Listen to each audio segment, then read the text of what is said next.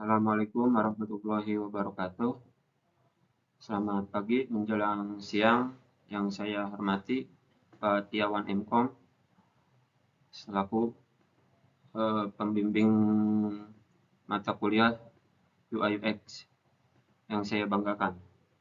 Perkenalkan, nama saya Muhammad Zihar Fawaik, perwakilan dari kelompok 13 yang akan menjadi moderator dalam diskusi pagi hari ini. Adapun anggota kelompok saya ada Agus Haryanto, Abdul Halim, Mochirido Alamsyah, Mustafa Khairuddin.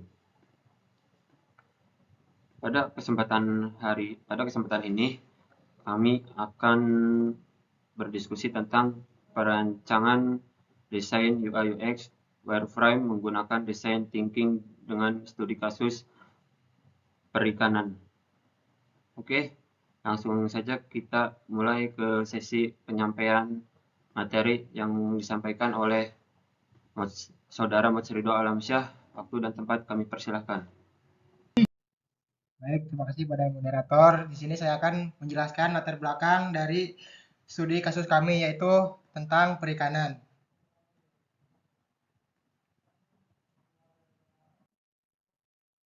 Nah, Indonesia adalah negara yang kaya akan sumber daya alamnya. Salah satunya ada di sektor perikanan.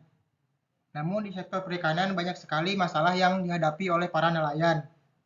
Contohnya cuaca, bahan bakar, pelabuhan terdekat, dan penjualan ikan hasil tangkapan mereka.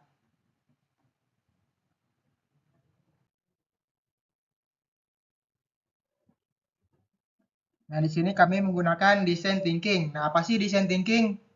Design thinking adalah proses berulang di mana kita berusaha memahami pengguna, menantang asumsi, dan mendefinisikan kembali masalah dalam upaya mengidentifikasi strategi dan solusi alternatif yang mungkin tidak langsung terlihat. Dengan tingkat awal pemahaman kita. Pada saat yang sama, thinking menyediakan pendekatan berbasis solusi untuk menyelesaikan masalah. Ini adalah cara berpikir dan bekerja serta kumpulan metode langsung. Nah, satu ada empatis, pemahaman terhadap suatu permasalahan. Tahap pertama dari proses design thinking adalah untuk mendapatkan pemahaman empati tentang masalah yang dicoba untuk diselesaikan. Ini melibatkan para ahli konsultasi untuk mencari tahu lebih banyak tentang bidang yang menjadi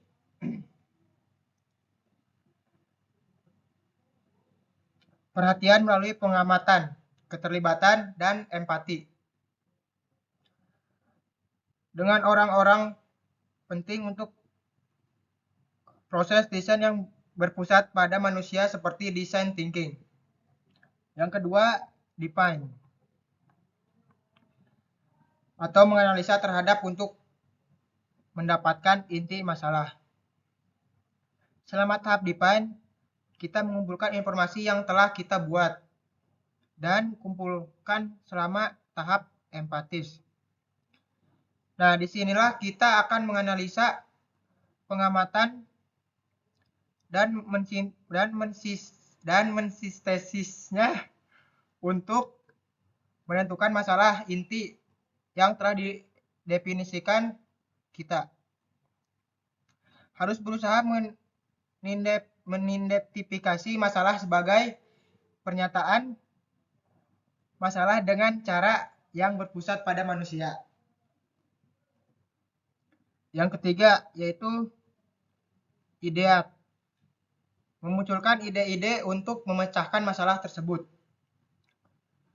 Selama tahap ketiga dari proses design thinking, desainer siap untuk mulai menghasilkan ide.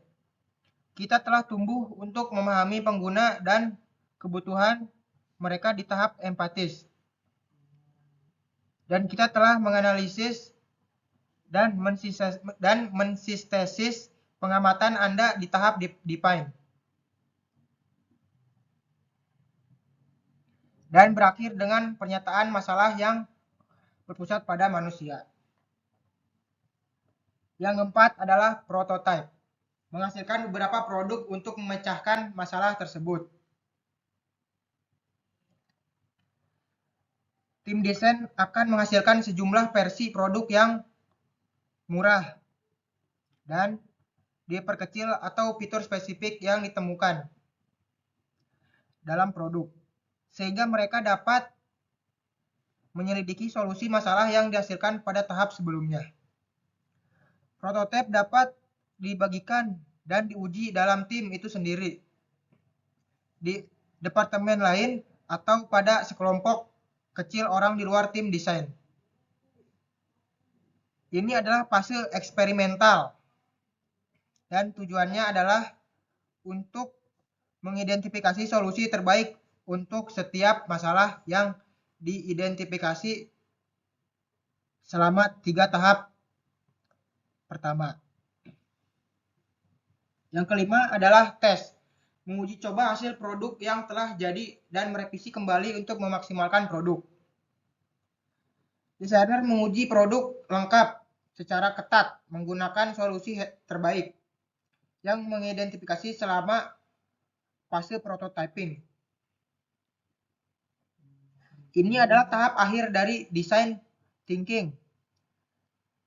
Tetapi dalam proses berulang, hasil yang dihasilkan selama fase testing sering digunakan untuk mendefinisikan kembali atau satu atau lebih masalah dan menginformasikan pemahaman pengguna. Kondisi pengguna, bagaimana orang berpikir, berperilaku, dan merasakan dan berempati. Bahkan selama fase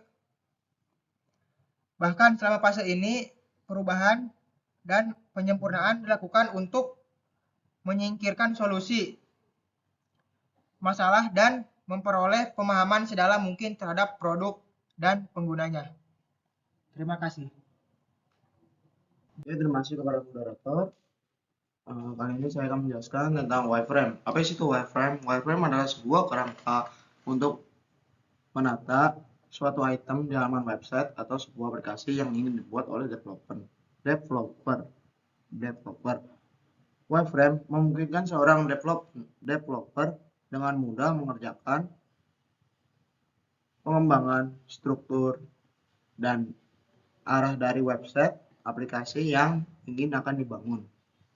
Bayangkan saja, tanpa wireframe, sudah pasti developer akan sangat kebingungan apabila aplikasinya telah jadi atau websitenya telah jadi. Lanjut. Value Canvas. Pada studi kasus ini kami mendapati dua kasus atau dua permasalahan yang dihadapi oleh para nelayan. Yang pertama ada cuaca yang buruk, kedua pelabuhan yang jauh. Apa sih sebelumnya Value Canvas itu apa sih? Value Canvas adalah sebuah tools yang dapat membantu kita untuk mengenal lebih dalam mengenai produk atau jasa yang diperlukan oleh konsumen. Sehingga Value Canvas ini berguna bagi seorang development atau seorang yang ingin mengembangkan sebuah aplikasi. Tools-tools apa saja yang dibutuhkan oleh si pengguna ataupun si nelayan tersebut. Terima kasih, saya kembalikan lagi ke moderator.